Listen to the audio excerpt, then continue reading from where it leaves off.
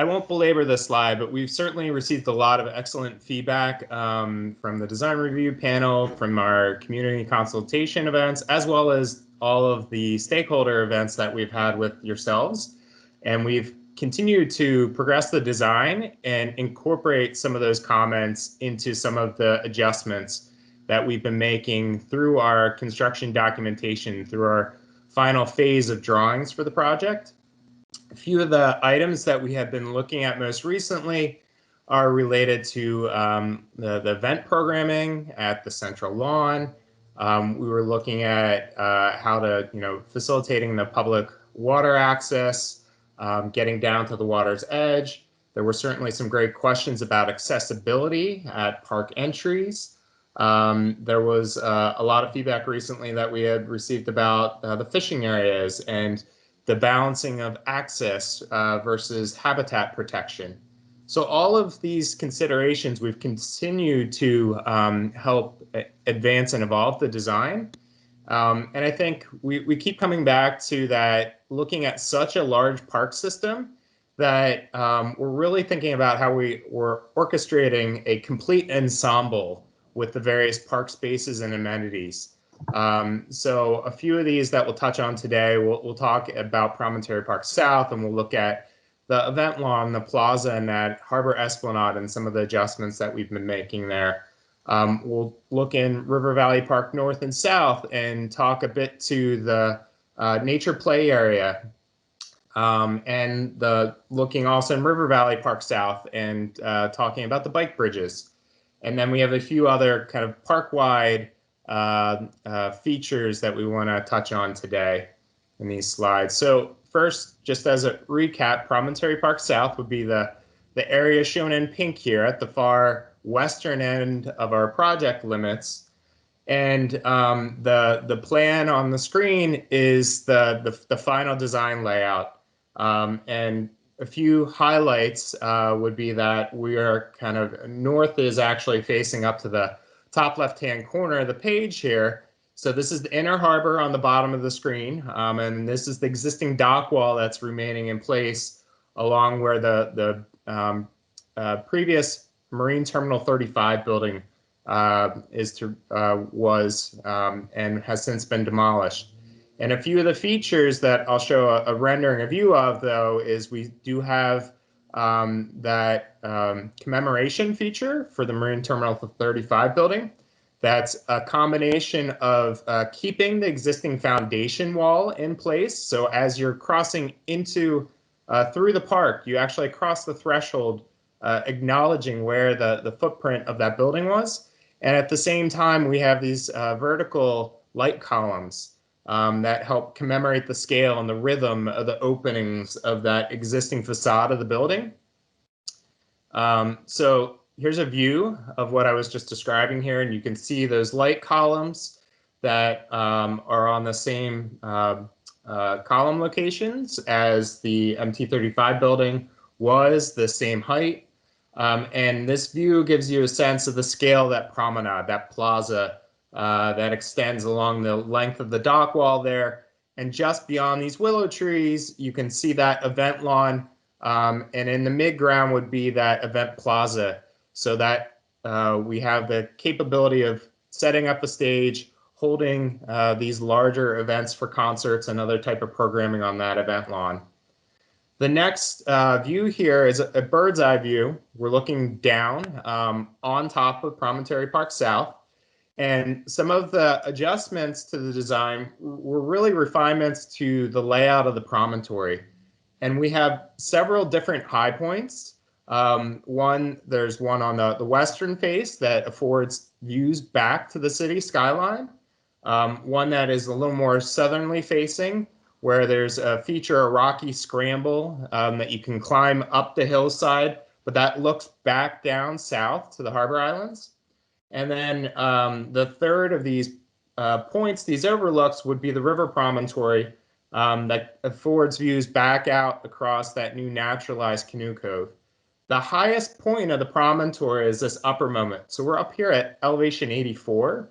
So we're looking at about a meter or so change of elevation from when you're on the edge of the Esplanade to getting to the high point of the park. And that really gives you views out in all directions. So back to the city skyline, up the river, and also to the east across the future precinct. The destination play area that Mir gave you that introduction on earlier is what sits on the back side of that topography of the promontory here. So this view is looking from the south. You're looking north, and you can see some of the stone that's used to create that promontory. So that piece of river excavation that has been placed within the park to create the topography there, that landform. And in the middle ground of this photo, you can see one of those water access points. So this is a gravel beach along the west side of the cove, which provides a great opportunity for people that are coming from upstream or coming from the harbor islands or from downtown to paddle, park their canoe, get out and explore the park. This plan talks about a few of the updates relative to the park entrance at Cherry Street and Commissioners. So here on the west side of the park is that entry garden plaza. So it's a place, an opportunity to meet up. We've certainly had a lot of questions and comments of where do people find each other when they come into the park. This is one of the most easily accessible edges of the park. We'll have future transit that comes down the LRT on Cherry Street. You have the Lower Don Trail or the Martin Goodman Trail that follows along Cherry Street. And here we have a rather generous plaza with seating at the perimeter of it that welcomes you into the park and is a moment to meet up. There are a whole series of other entrances in this diagram. You can see a few of those paths that connect you into River Valley Park North. And as I jump into River Valley Park North and South, I think an important concept that we continue to go back to is that the entire park system is thought of as a whole. So it's about all of the connections. And the pink line here is that main park path, the hallway path that we have that follows both the north and south sides of the riverbank. This view here is looking down one of those entrances into River Valley Park North and where you would come into contact with that main park path on the edge of the river floodplain there. This view gives you an updated sense of what that welcoming plaza along Commissioner Street will be at the Fire Hall 30 building, the heritage building that's remaining on site. And there's been certainly a lot of conversation we've had with the city, with the Parks Department about opportunities for both on day one in 2024, where they can have operations and maintenance facility locations, in addition to what the full vision would be. So thinking longer term after all of the work associated with the Gardner and Lakeshore Bridge and the future adjustments to Lakeshore Boulevard, where that full vision operations and maintenance facility could be located. So thinking a bit more about this area of River Valley Park North here in pink, and zooming into the nature play area, we've continued to progress, I think, the more detailed discussion that we had several months ago at this point about the nature play areas. They still have all the same play equipment that we had talked with you all previously about, but there's just been slight adjustments to paths, alignment, some of the grading. We've been continuing to advance the planting strategies that surround this play equipment that we talked about, and working to get a better sense of how to construct some of these features, such as that Badland Scramble area that we had noted is really this topographic element that kids can climb, run, scramble up and down, that has a series of water elements that will create these little rills, these little streams that terminate in that sand play area at the bottom of the Badlands. I think the picnic terraces and picnic lawn are probably quite similar to what we previously looked at.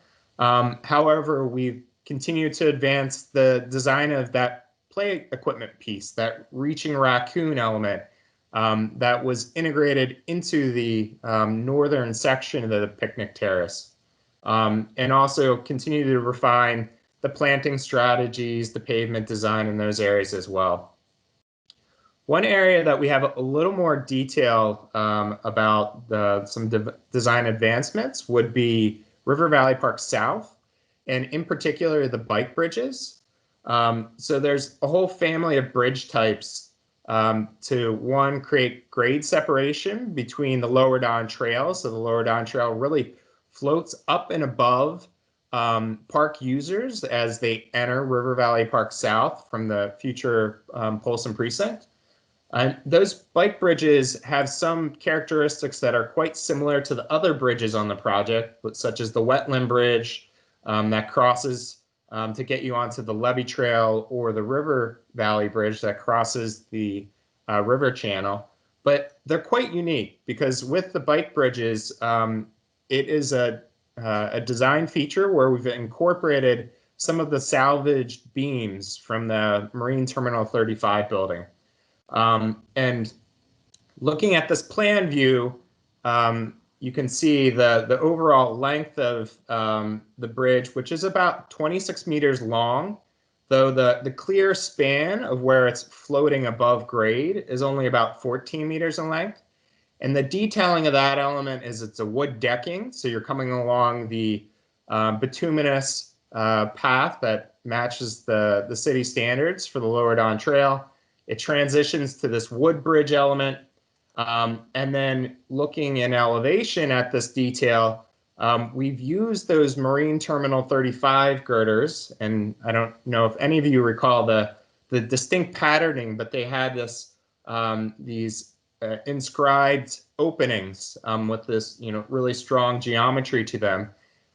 We've salvaged those, and there are structural members that help us span that crossing for the trail.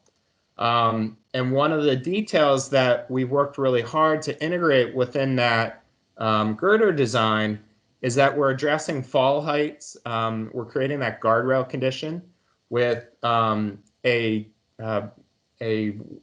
stainless steel wire mesh detail that's similar to the other bridges, but is actually planar to the girders.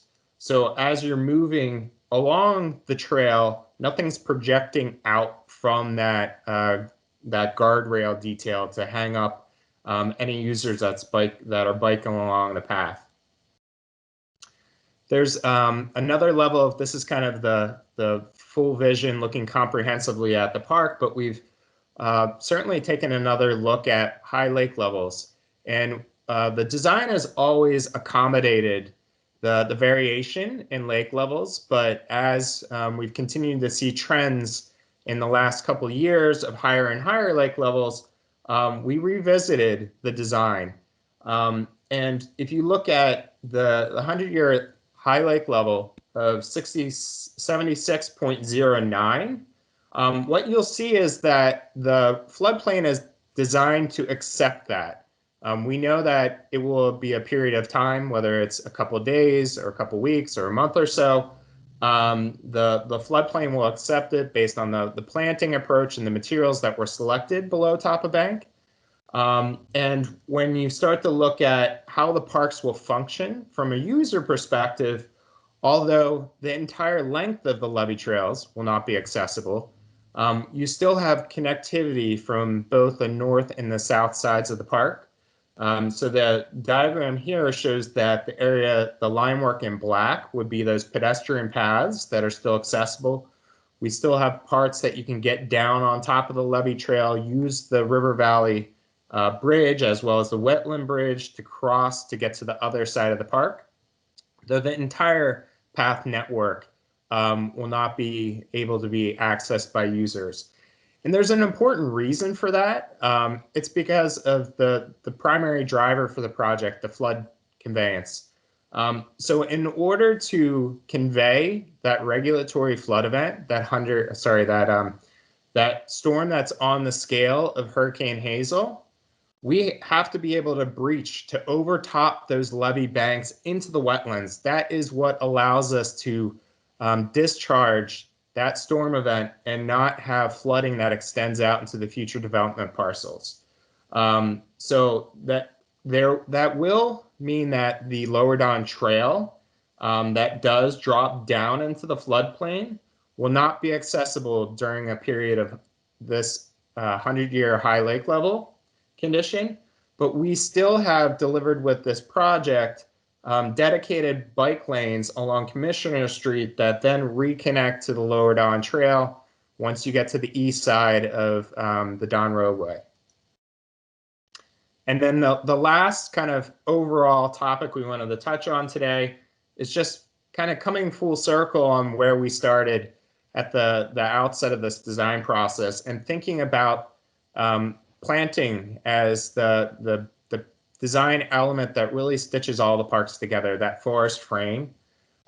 So we have shown this graphic over and over again. I'm sure you're all tired of it at this point about the different planting types. But we've continued to talk with the Parks Department about thinking about how this park will adapt and evolve over time. And the operations and maintenance strategy looks at what the landscape's going to be like on project turnover in 2024, and how that will continue to evolve and how that needs to be well considered with the operations and maintenance strategies and approaches of the Parks Department.